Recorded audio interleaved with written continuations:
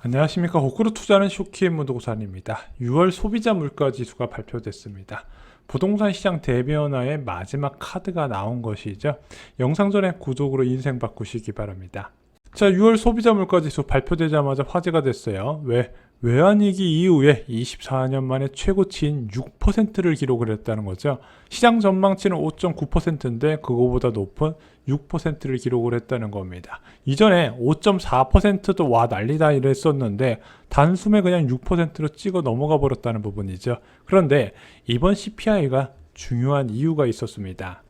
7월 금통일 앞두고 나오는 마지막 물가지표였습니다. 6월 달은요, 통화정책 방향 결정회의가 없었고 금융안정회의만 개최가 됐다는 부분이죠. 그래서 4월 달과 5월 달에 연속해서 금리를 올리고 7월 달에 금리를 올릴지 말지 결정을 해야 되는데 이번 7월 금통위가 왜 유난히 중요했어요? 왜냐면은 아까 말씀드렸다시피 4월 달과 5월 달에 금리를 연속해서 올렸네? 그런데 만약에 두 차례 연속해서 금리를 올렸음에도 불구하고 물가 상승률이 더 확대가 되네? 그럼 어쩔 수 없이 이 0.5%포인트 금리를 올리는 빅스텝 가능성이 현실화될 수 있기 때문에 이 물가 상승률에 많은 관심이 쏠려 있었습니다. 그래서 아마 7월 금통위에서는요, 두 가지를 확인하게 될 거예요. 먼저 기대 인플레이션, 한국은행에서 발표한 거 3.9% 나왔죠. 6월 달에 5월 달 3.3%보다 0.6%포인트 더 올라갔습니다. 두 번째가 오늘 발표된 소비자 물가 지수죠. 와, 진짜 높긴 높아요. 자, 그러면은 이 두 가지로 봤을 때 한국은행 총재 입장에서는 이렇게 판단할 수 있는 겁니다. 야, 그동안에 긴축 정책이 효과가 없었다. 그것이 이 두 가지에서 나오는 거지. 봐봐. 기대 인플레이션 이렇게 치솟는 거 봐봐. 우리가 애매하게 금리 올려서 그렇다. 더 강한 카드를 꺼내 들어서 물가부터 잡자. 이렇게 얘기를 할 수 있다는 거죠. 그래서 아마 이번에 7월 14일 날 금통위에서 0.5%포인트 빅스텝이 단행될 건데 이게 한국은행 역사상 처음 있는 일이라고 합니다. 물가를 제외하고도요, 환율 방어 차원에서 빅스텝은 불가피하다는 의견이에요. 또 원달러 환율이 1,300원을 넘어버렸거든요. 그리고 같이 발표된 게 외환보유계획인데 94억 달러 줄어들었다고 합니다. 금융위기 이후에 최대로 감소했다는 거예요. 자, 아무래도 정부에서는 환율 시장의 과도한 변동성을 방지하기 위해서 조금씩 미세 조정, 외환 시장이 만약에 워낙 약세가 나타난다? 그럼 외환 시장에 달러를 많이 공급하면서 시장이 좀 안정되도록 하거든요. 그것이 장기간 지속되다 보니까 외환 보유액이 줄어드는 거예요. 그런데 지금 같은 미국에서 강한 긴축을 할 때는 신흥국에서 화폐 가치 유지를 위해서 다양한 행동을 취해야 되는데 이런 식으로 단순하게 미세 조정하면서 외환 보유액이 줄어드는 거는 오히려 워낙 약세가 될 수 있는 거예요. 그래서 이렇게 미세 조정 말고 통화 정책을 변화시켜서 원화 가치 자체를 올릴 수밖에 없다는 겁니다. 그리고 미국에서 7월 달에도 0.75%포인트 금리를 올리는 자이언트 스텝을 이제 진행할 거라고 보여져요. 이거 안 하면 0.5%포인트 올리는데 지금 미국 당국이 기준금리가 1.75%로 똑같습니다. 미국에서 자이언트 스텝을 발표하면 2.5%가 되죠. 그럼 대한민국이 7월 금통에서 0.25%포인트 금리 올리면 2%고 미국은 2.5%가 되네. 과거와 다르게 이 50bp 못 버틴다. 왜? 환율 봐라. 지금 1,300원이 넘고 외환보유고 계속 줄어들고 있지 않냐. 이거 감당 못하기 때문에 무조건 7월 금통위에서 50bp 올려야 된다는 이야기가 나온 거죠. 자, 그럼 이번에 7월 금통위에서 금리를 올리게 되면 기준금리가 2.25%가 됩니다. 2018년 8월 14일 이후에 가장 높은 수치죠. 8년 전 기준금리 수준으로 상승을 하게 된다는 겁니다. 자, 이 기준금리 2.25%가 왜 중요하냐면요.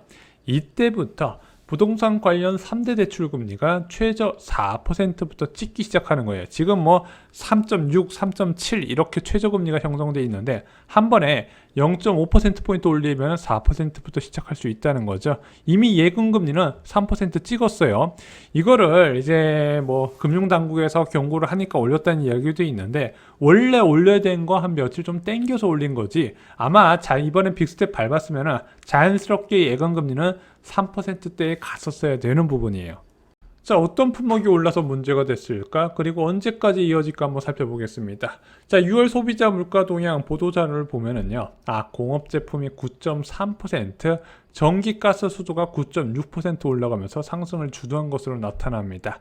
특히 공업 제품 안에서 경유, 휘발유 가격 상승에 따른 인상 부분이 크게 잡혀요. 경유는 무려 1년 전 대비 50% 올랐고 휘발유는 31% 올라갔다는 부분이죠. 또한 이런 식으로 에너지 원자재 가격이 올라가다 보니까 전기, 가스, 수도 요금 인상이 계속 가중되고 있어요. 벌써 9.6% 상승한 걸로 나오죠. 또 하나 농축수산물과 여기선 나오지 않았지만 외식 서비스 요금 인상이 굉장히 가중되고 있거든요. 그래서 식량 원자재 가격이 올라가다 보니까 농축수산물, 가공식품, 외식 서비스가 계속해서 이어지고 있는 부분입니다. 그럼 아시죠? 에너지 원자재하고 식량 원자재 때문에 이 사단이 났구나. 그럼 원자재 가격이 진정되어야 하는 부분인 건 여러분들도 아실 수가 있죠. 자, 소비자 물가지수뿐만 아니라 중요한 근원 소비자 물가지수, 식료품과 에너지 제외 지수를 봤더니 3.9%예요. 전월의 3.4%보다 0.5%포인트 더 올라갔습니다. 2022년 3월 이후에 3개월 만에 1%포인트 근원 소비자 물가지수가 더 올라갔다는 부분이죠. 근원 소비자 물가지수가 올라갔다는 건 아까 에너지, 식량 원자재하고 에너지 원자재빨에 따른 물가 불안이라고 말씀드렸는데 이거 두 개 빼도 다른 품목에서 물가가 많이 오르고 있네. 원자재 가격 인상에 따른 파급 효과가 점점 확대가 되고 있다, 이렇게 해석을 하시면 됩니다. 아셨죠? 원자재 가격 오르는 건 절대 지들만 오르고 끝나는 게 아니라 원자재 올라가면 공산품 올라가고 서비스 요금 올라가는데 그것이 지금 계속해서 전이가 이뤄지고 있다는 부분. 또 하나 이런 식으로 식료품 및 에너지 제외 지수가 올라간다는 것은 단순하게 공급 측 인상 요인만 가중되는 게 아니라 수요 측도 강하게 받아주기 때문에 이게 요금 인상이 가능했던 부분이거든요. 그럼 수요 측 인플레이션 압력도 확대되고 있구나, 지금 경제가 나쁘지 않구나, 이렇게 볼 수 있는 내용이라는 겁니다. 또 하나 여러분들이 주목하셔야 되는 게 전기, 가스, 수도 9.6% 상승한 거거든요. 근데 얘는 6월 소비자 물가지수잖아요. 7월 달에 전기와 가스 요금이 또 오르고요. 10월 달에 추가 인상 예정이 되어 있는 상황입니다. 그럼 이런 공공요금 인상은요, 외식의 서비스 요금도 자극할 거예요. 지금 서비스 품목 보면은요, 개인 서비스 중에서 이제 외식 서비스가 8%를 차지하고 외식 외에서 4.2% 상승률이거든요. 그런데 이런 식으로 전기와 가스, 수도 요금 올라가면 외식 외에서 올라간다는 거죠. 쉽게 예를 들어버리면요, 여러분들 아파트 관리비 많이 올라가겠죠. 학원비 뭐 이런 것도 다 올라가게 될 겁니다. 그래서 이거 외식 외 서비스까지 올라가게 되면은 전기료 쇼크로 물가가 지금 6%지만 7%대까지 올라갈 가능성이 제기가 되는 겁니다. 물론 일부 지금 경제 전문가들이 앞으로 경제 침체가 오기 때문에 통화 정책을 좀 유연하게 완만하게 할 가능성이 있지 않을까 얘기를 하는데 6%, 7% 물가 상황에서는 그것을 대응하기는 쉽지 않다는 부분이죠. 경기 침체가 나타나려면요, 일단은 GDP 성장률이 확실하게 꺾어졌다는 게 2분기 정도는 나타나야 돼요.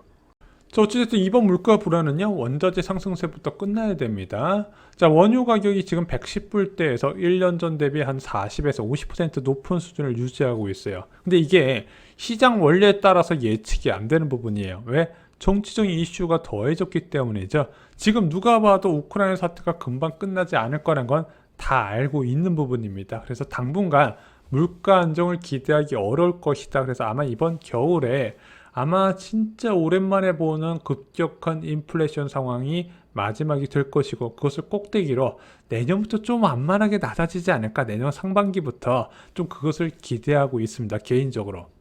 자, 이제 부동산 이야기로 넘어오면요, 일단 아파트 거래량 좀 보여드릴게요. 서울 아파트 거래량 6월달에 715건 터졌거든요. 이게 많은지 적은지 모르잖아요. 4월 5일 기준 3월 아파트 거래량과 비교해봤더니 3월달 거래량보다도 적게 등록된 게 보이네. 4월 5일 기준 3월 아파트 거래량은 774건인데 현재 715건으로 한 60건 가까이 부족하네.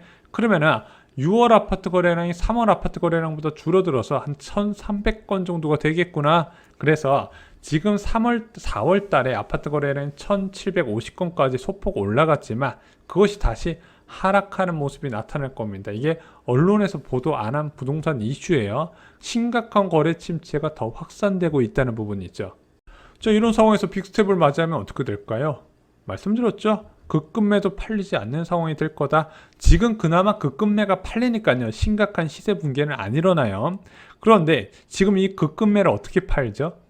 네이버 부동산에 웬만하면 안 올라오거든요. 네이버 부동산에 안 올라오고 이 매물받은 공인중개업소가 자체적인 홍보망이나 DB를 통해서 팔기 때문에 네이버 부동산에 안 올라오고 실거래가만 등록돼요. 그래서 지금 네이버 부동산 가격하고 실거래가하고 차이가 굉장히 많이 나타나고 있다는 거죠. 그런데 이렇게 급매도 팔지 않는 상황이 되면 네이버 부동산에도 이런 급매가 등록이 될 겁니다. 자, 물론 이번에 예금금리는 이번 빅스텝을 선반영한 곳이 많아요. 3% 예금금리 선반영한 거고요. 대출금리는 8월 16일부터 반영이 될 것으로 보여집니다. 그러면 그나마 남은 수요도 씨가 마를 거예요. 그런데 8월 달에 금리 또 올릴 거라는 거죠. 자, 매매뿐만 아니라 전세 시장에도 영향을 줍니다. 자, 이 금리 인상이 세입자 입장에서는 저는 그래도 좀 다행이라고 생각을 해요. 왜냐면 금리가 지속적으로 올라가다 보니까 곧 전세값이 작년 고점 대비 많이 하락할 수 있을 거라고 보는 거예요. 그래서 이자 부담은 늘어나지만 전체적인 부담해야 되나 전세금 증액 폭은 좀 줄어들 수 있을 거라고 보는 부분이 있죠. 게다가 지금 많은 사람들이 우려하는 게 이렇게 전세 가격을 많이 올려줄 바에는 차라리 집을 사지 않을까 이런 얘기가 나오는데 일반적으로 매매 수요는요. 주택담보대출 금리에 영향을 받습니다. 그런데 지금 주택담보대출 금리가 이번에 빅스텝으로 4%에 도달할 거죠. 그러면은 매매 수요 증가가 실질적으로 이어지지 않을 거라고 보여지는 거예요. 오히려 시장 불안은 무엇이냐면요.